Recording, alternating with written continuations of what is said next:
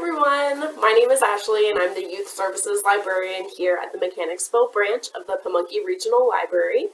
And what I have for you today is our Take and Grow program, which started on Monday and it's now Thursday. So this has been going on here at Mechanicsville, and I just want to walk you through the kit itself, and then we'll read Jack and the Beanstalk. Because that's the theme of this Take and Grow. So if you stop by the branch, you've gotten a glass jar and there's some stuff in it. So I kind of want to talk about what it is and how you're going to set up your beanstalk.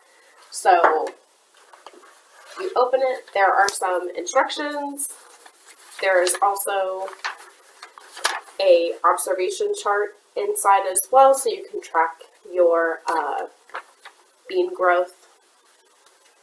You have a paper towel and 4 lima beans as well in all of the kits. So what you're going to do when you set it up at home is the first thing is to kind of get the jar wet a little bit.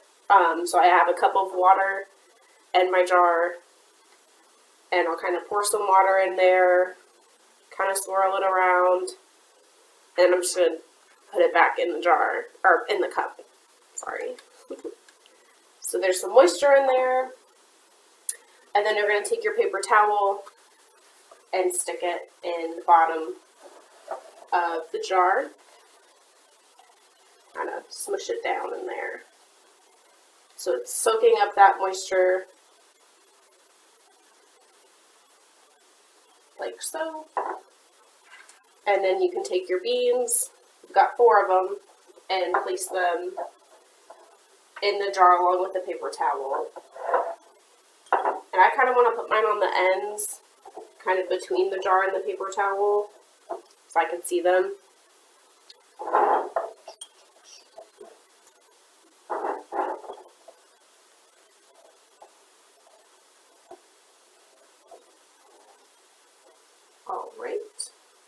And then I have a spray bottle that just has water in it. You might have one at home and you might not. Every couple of days, maybe in the beginning, just kind of spray it. Just get some moisture in there. And you want to set your jar in a place that it's not going to fall over. Probably a windowsill, you know, like we have here back behind our books. And you're going to leave it there and just kind of see what happens. Take your chart. Track your plant growth, and see what happens with those lima beans. So that is your lima bean jar, if you got one, and again there are also instructions inside, so you are good to go. And since we're talking about lima beans and growing lima beans, I also wanted to read this book I found in our collection called Jack and the Baked Beanstalk. I thought it might be a fun thing to go with it. And this is by Colin Stimson. So it's a little bit different maybe than the story that you are used to. So this is Jack and the Baked Beanstalk. Jack lived and worked in an old burger truck with his mom and his dog, Bella. Their sign read, Jack's Fast Food, which was funny because the truck had broken down a long time ago, and it stayed in the same place ever since, parked on the edge of a busy city. Jack and his mom didn't really mind. They were proud of their little cafe. They kept the place clean, served tasty food, and always had plenty of happy customers. So they're popping. They've got a lot going on. One winter, the city council decided to build an overpass so that more people could get to work even faster. The old road where Jack's Cafe stood was to be closed. At first, things didn't seem very different. Jack and his mom were busy feeding the builders eggs and sausages, burgers and fries, and cups of coffee. But when the overpass was finally complete, the workers went away. Oh gosh, and you can see they've got their fast food truck, and then this is their overpass, their highway that they're building. So what might happen? So the workers have gone, and now they've built this overpass. All day long, traffic sped overhead as people hurried in and out of the city. No one stopped to visit the old burger truck anymore. The new road had swept the customers away. Soon Jack and his mom were down to their last few pennies. "Go to the store and buy some milk and coffee beans, Jack," said Jack's mom, putting on a brave face. "Everybody likes a good cup of coffee." That's a lot of traffic. So much. And down here in the corner is where you see the food truck here. So Jack has money to buy milk and coffee beans. On his way to the store, Jack met an old man who asked him why he looked so sad. Jack explained about the overpass and the burger truck. "I think I can help you," the old man said thoughtfully. "Forget the coffee beans. These are magic baked beans. I wouldn't normally sell them, but you look like a boy who would know their true worth." Now, Jack had read enough fairy tales to know that you don't turn down an offer like that. Also, baked beans were his favorite food in the whole world, so he couldn't resist tasting some magic ones. Thanking the man, Jack exchanged his last pennies for the beans, and he ran home.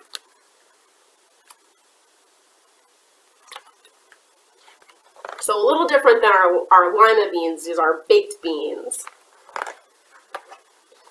"You did what?" shouted his mom when Jack showed her the can. "But Mom, they're magic baked beans. The old man promised," argued Jack, realizing how silly he sounded. Furious, his mom threw the can out the window and sent Jack straight to bed without any supper.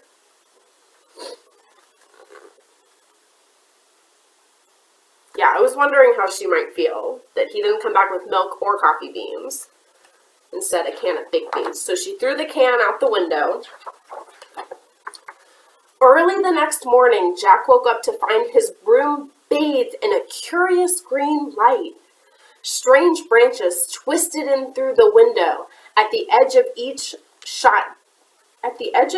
shoot, dangled a silver can of baked beans. "It's a magic baked beanstalk," Jack whispered to Bella, trying not to wake his mother. "If I remember right, there should be heaps of treasure at the top." After quickly eating a breakfast of the best beans he'd ever tasted, he crept outside.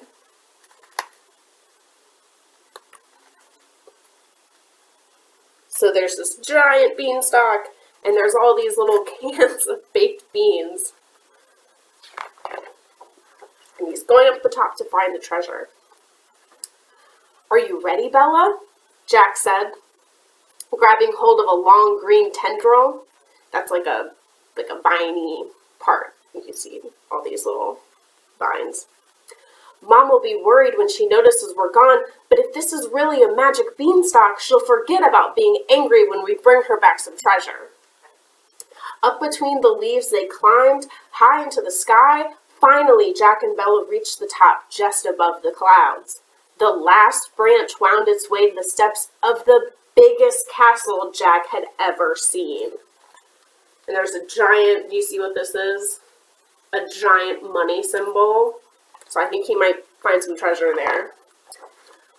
Squeezing under the front door, Jack found himself in an enormous room. Suddenly there was a bone-shaking clunk, then another and another, followed by the sound of someone singing, "Fee, fi, fo, fummy, I'm always counting money, be it silver or be it gold, it'll make me happy, or so I'm told." Sure enough, Jack could see towers of gold coins stacked up in the front of a huge table, and behind it an even more gigantic giant. "Oh," whispered Jack, "I'd forgotten about that part of the story." But just as Jack and Bella turned to run, the giant spotted them. So can we see Jack in this picture? Yeah, he's right here with Bella. That giant looks pretty angry. A huge hand reached down and scooped up Jack and Bella high up in the air before dropping them on the table. In front of them was the most enormous chicken Jack had ever seen. "We have visitors," boomed the giant. "So I see," squawked the chicken. Oh, I didn't expect that. "And we know just what to do with visitors, don't we?" said the giant. "Now you stay there. I'll be back in a jiffy." And with that, the giant grabbed a handful of chicken's eggs and marched off to his kitchen. Soon the sound of clattering pots and pans was making the table tremble. "Is he going to eat us, chicken?" squeaked Jack. That's what I would be worried about, right? Giant talking chicken. "Don't be silly," cackled the chicken. "He just wants to make you some lunch. He hasn't cooked for someone new in a long, long time." As Jack watched, the giant switched on an enormous radio. Then, his foot tapping along to the sound of the music, he began to make the biggest omelet Jack had ever seen. While wonderful smiles wafted into the room, the chicken told Jack about life in the castle. "Every day, all day, the giant counts his money," she clucked. "He doesn't know what else to do with himself. It's hard for the radio. She's a magic one, you know. She can only play at lunchtime because the giant needs silence when he's counting." Just then the giant appeared. "Lunch is ready," he said cheerfully. And does anyone remember, if you've read Jack and the Beanstalk, what the radio might be from the original? There's a harp in the original, so I'm thinking, I could be wrong, but I'm thinking the radio is like a stand-in for the harp. Just like instead of a lima bean stalk, there's baked beans. Over lunch, Jack told the giant all about life at the bottom of the beanstalk, and the giant told Jack about his money. Jack thought having such treasure was fantastic, but the counting sounded a bit, well, boring. "I do get pretty lonely up here," confessed the giant. "Would you consider staying? You could help me count, and I could cook us tasty meals." "Sorry," said Jack. "I just couldn't leave my mom. I should be getting back." "Can I come with you?" saying in a small voice. Jack and the giant turned to the radio in surprise. "I want to play songs all day long." "And I've always wanted to stretch my wings," clucked the chicken.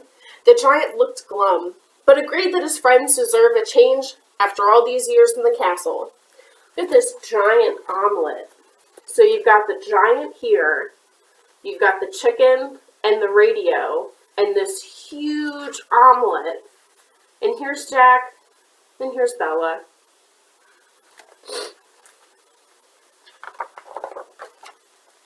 With a heavy heart, the giant walked them all down to the top of the beanstalk. "Are you sure you won't come with us?" asked Jack. "You could chase us."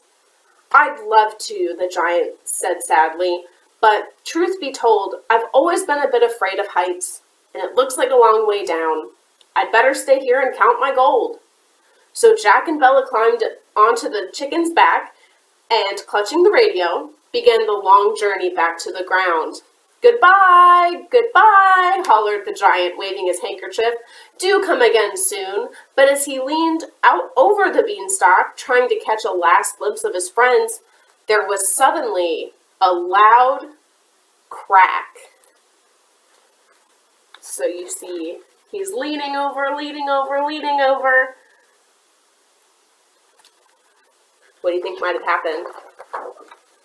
Snap went the beanstalk, and down, down, down fell the giant, crash, bang, wallop, right on top of the new overpass.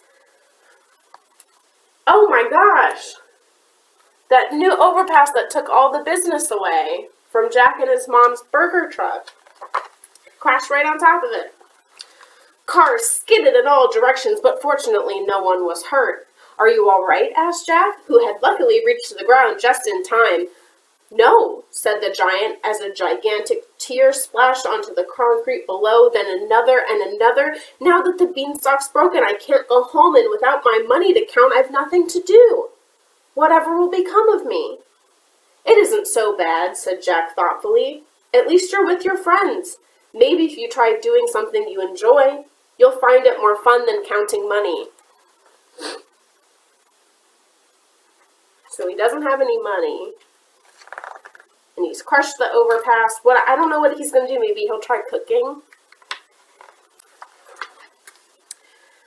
And that's the story of how the Baked Beanstalk Cafe became the famous place it is today. It's much bigger than the old place in almost every way.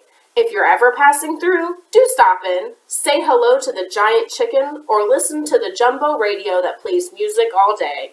The baked beans and eggs are always free, and on top of it all, they have a very, very famous cook.